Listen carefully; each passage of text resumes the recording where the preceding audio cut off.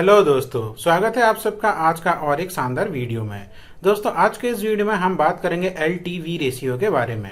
दोस्तों अगर आप एक होम लोन लिए हैं या फिर होम लोन लेने की सोच रहे हैं तो आज का इस वीडियो आपके लिए बहुत इंपॉर्टेंट हो जाता है। दोस्तों LTV का मतलब होता है लोन टू वैल्यू रेशियो।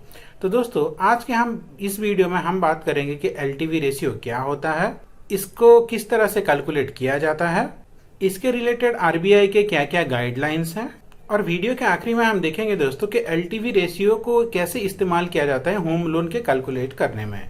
तो चलिए दोस्तों आज का ये वीडियो शुरू करते हैं। दोस्तों जब भी आप बैंक के पास लोन लेने जाते हैं तो आपको कुछ ना कुछ अपना प्रॉपर्टी सबमिट करना होता है दोस्तों, जिसके अगेंस्ट में आप होम लोन लेते हैं।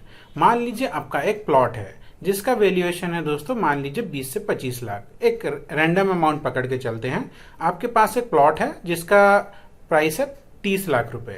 आप जब बैंक के पास होम लोन लेने जाएंगे तो उस प्रॉपर्टी का पेपर आप बैंक को दिखाएंगे।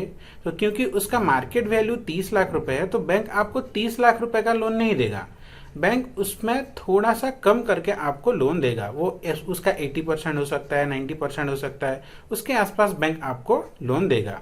अब आपके वैल्यू का, आपका जो प्रॉपर्टी है उसका कितना वैल्यू है और उस वैल्यू का कितना परसेंटेज बैंक आपको लोन के आकार में देगा, उस रेशियो को बोलते हैं दोस्तों आपका LTV रेशियो।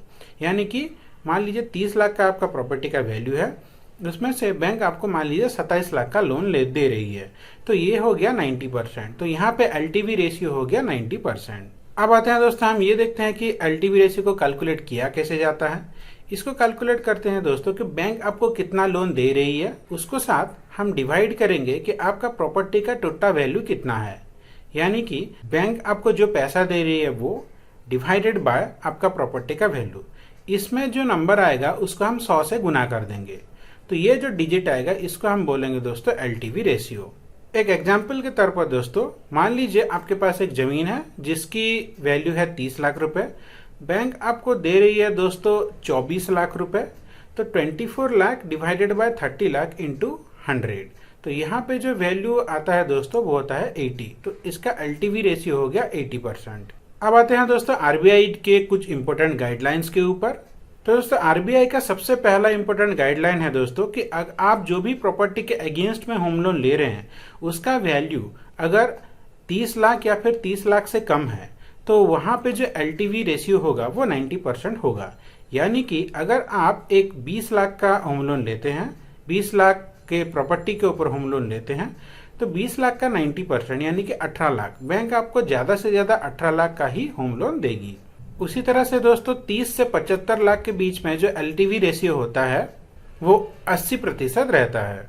75 लाख के ऊपर अगर कोई आप लोन लेते हैं तो उसका LTV रेशियो 75% रहता है दोस्तों अब हम चलते देखते हैं कि ये LTV रेशियो और होम लोन का इनके बीच में क्या कनेक्शन है।